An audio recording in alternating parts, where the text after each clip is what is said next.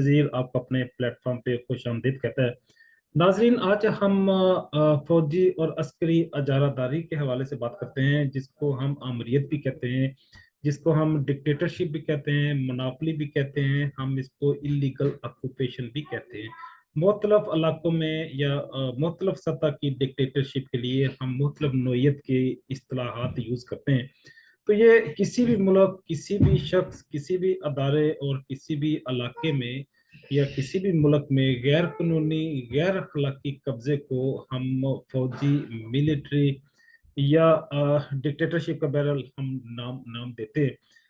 तो बात को आगे बढ़ाने से पहले मैं यहाँ पे एक नुक्ते की वजाहत कर दूं। हम बिल्कुल किसी अदारे या किसी मुल्क या किसी हुकूमत और सल्तनत के खिलाफ नहीं है। हम मुख्तलिफ उन्वानात और मुख्तलिफ मौज़ूआत पे रूटीन में ही बात करते हैं, और सम टाइम हमारी बात की ज़द में या हमारी राय की ज़द में या हमारे दलाइल और शवाहद की ज़द में कोई अदारा भी आ सकता है, कोई फर्द भी आ सकता है, कोई मुल्क और हुकूमत भी आ सकती है। तो हम कोशिश करते हैं कि इन चीज़ों से मावरा होके हम इल्मी एतबार से और तहकीकी एतबार से हम लोगों तक, आप तक जो हकीकी इंफॉर्मेशन है वो पहुंचाएं। हमारा शौरी मकसद ये नहीं होता कि हम किसी फर्द को फायदा दें या किसी इज्तमाहियत को, किसी अदारे को, किसी हुकूमत को, किसी सरकार के लिए हम बिल्कुल नहीं काम करते। हम असूली और अखलाकी सतह पे गैर जानमदार होके किसी भी मौजू और उन्वान पे बात करते हैं।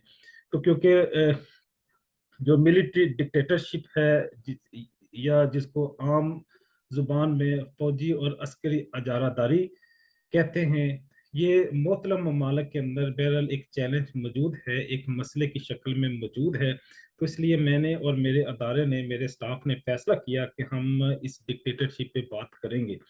तो बात को आगे बढ़ाने से पहले हम आज़ादी की क्यों ना बात करें, हम खुद मुख्तारी की क्यों ना बात करें, जो इसकी जिद है, जो इसकी गुलामी की, डिक्टेटरशिप की, अजारादारी की जिद है। कई दफ़ा ऐसा होता है कि हम इल्मी दुनिया में किसी बात को एक्सप्लेन करने के लिए हम उसके मुखालफ रुख लोगों को दिखाते हैं। उसका ये बेनिफिट होता है कि जब उसका मुखालफ देखते हैं तो इसके मुवाफक को समझना आसान होता है। अल्लाह ने जब इंसान की तख्लीक की तो उसको आज़ाद कर दिया। यूं ही इंसान और फरिश्तों में फ़र्क है कि हमारी तख्लीक जो है वो आज़ाद हुई, हम अच्छाई और बुराई को अडाप्ट कर सकते हैं, लेकिन फरिश्तों में ये सलाहियत नहीं है। इसी फजीलत की वजह से अल्लामा इकबाल ने कहा है कि फरिश्ता मुझको कहने से मेरी तहकीर होती है, मैं मस्जूद मलाइक हूँ, मुझे इंसान ही रहने दो। और इसी फजीलत की वजह से फरिश्तों ने बनी नोए इंसान को सजदा किया, और इसी फजीलत की वजह से अल्लाह ने क़यामत वाले दिन आखिरत में हमें जन्नत और दोज़ख देनी है। और हमारे दीन का आगाज ही इसी गुलामी के की मुखालफत से होता है, इसकी जिद से होता है। वो कैसे? ला इलाहा इल्लल्लाह मुहम्मदुर रसूलुल्लाह। हम इनकार करते हैं, हम बगावत करते हैं, हम सरकशी का रास्ता अख्तियार करते हैं, तमाम जाली और मसनूई खुदाइयों का इनकार करते हैं। तो हमारे तो दीन का आगाज ही नफी से होता है, इनकार से होता है। तो गोया हम हर तरह की फौजी डिक्टेटरशिप से, हर तरह की अस्करी ताकत से, हर तरह की मोनोपोली और इलीगल ऑक्यूपेशन का इनकार करते हैं। वो क्यों इनकार करते हैं? क्योंकि ये गैर आइनी है, ये गैर दस्तूरी है, ये इलीगल है, ये अनएथिकल है। तो इनका इनकार करना ही मैं समझता हूँ कि हर शहरी पे फर्ज और वाजिब होता है कुछ हालात में। अगली बात यह है कि पाकिस्तान में भी मैं समझता हूँ कि इसके क्याम से अगर लेके आज तक देखें तो 50% से ज़्यादा अरसा तो डिक्टेटरशिप रही है, और इस डिक्टेटरशिप का हमारे मुल्क को, कौम को कई अतबार से नुकसान ही हुआ है। और ओवरऑल भी फौज के आने से किसी कौम और मुल्क का फायदा कम होता है, बहरहाल उनका नुकसान ज्यादा होता है। ये नुकसान क्यों होता है? हमारे सामने जिंदा मिसालें हैं। अभी रिसेंट पास्ट की मिसालें हमारे सामने है।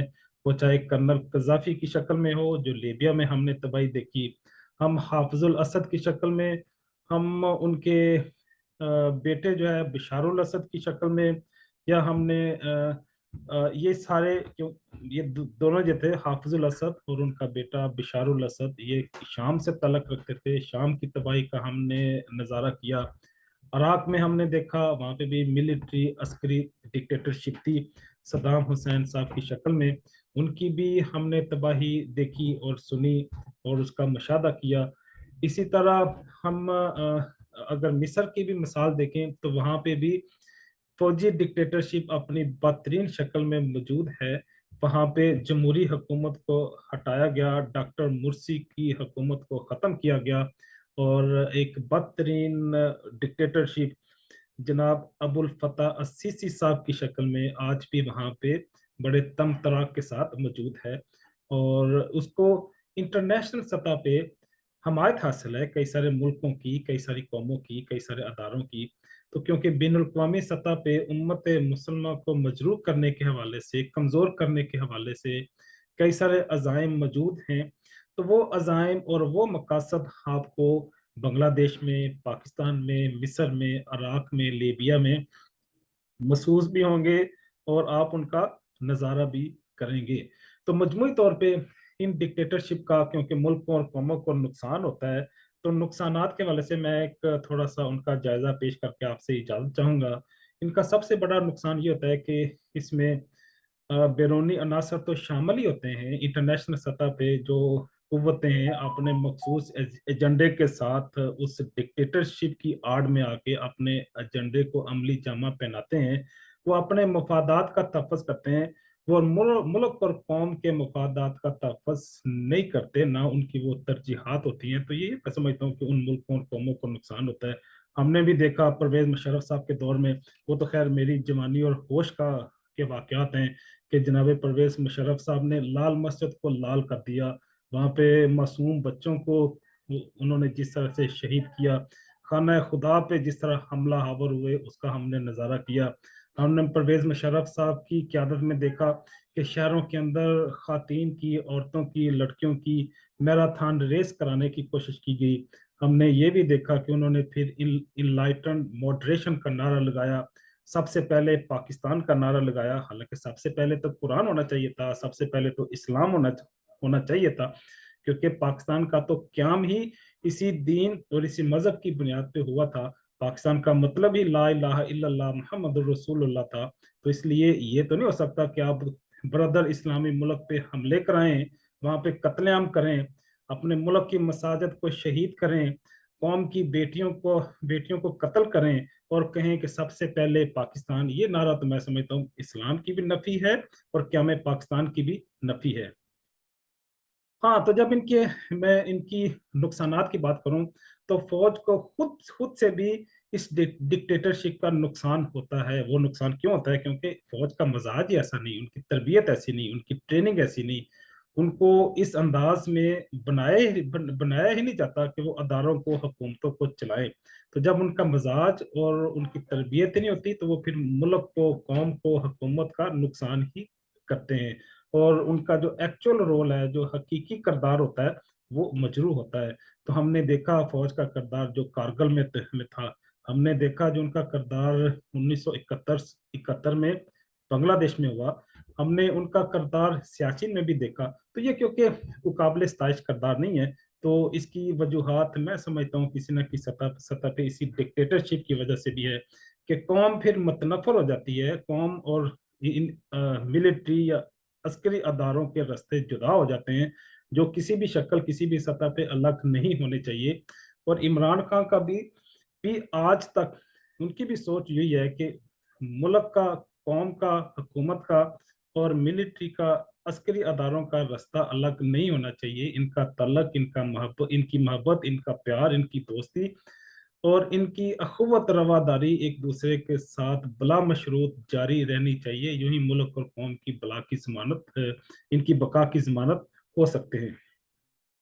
तो ओवरऑल क्योंकि डिक्टेटरशिप का मुल्क को नुकसान नुकसान ही होता है। इसका एक और नुकसान का जिक्र करके आपसे इजाजत इजाजत चाहूंगा कि फौज के जो जर्नैल हैं, उनकी जो क्यादत है, उनमें एक ताकत का नशा आ जाता है। ताकत का बहरहाल एक नशा होता है, और इस नशे के, इस खुमार के मनफी पहलू भी होते हैं और बहरहाल होते हैं। कोई जो मुक्तदर ताकतें हैं, जरूरी नहीं है कि वो नेक हों। उनका रुझान बहरहाल किसी न किसी सतह पे दूसरी तरफ ही चला चला जाता है, जो यकीनन काबिल इस्ताइश नहीं है। तो जब वो अपने असल किरदार से हट जाते हैं, तो इस तरह से मैं समझता हूँ कि जो प्रोफेशनलिज्म है, जो उनकी प्रोफेशनल डिलीवरी है, जो सर्विसेज हैं, वो भी मजरूह होती हैं। इसी पैगाम के साथ डॉक्टर ताहा नज़ीर आपसे इजाज़त चाहते हैं। मिलते हैं किसी नए इन्वान के साथ, किसी नए मोड में। तब तक के लिए अल्लाह हाफिज।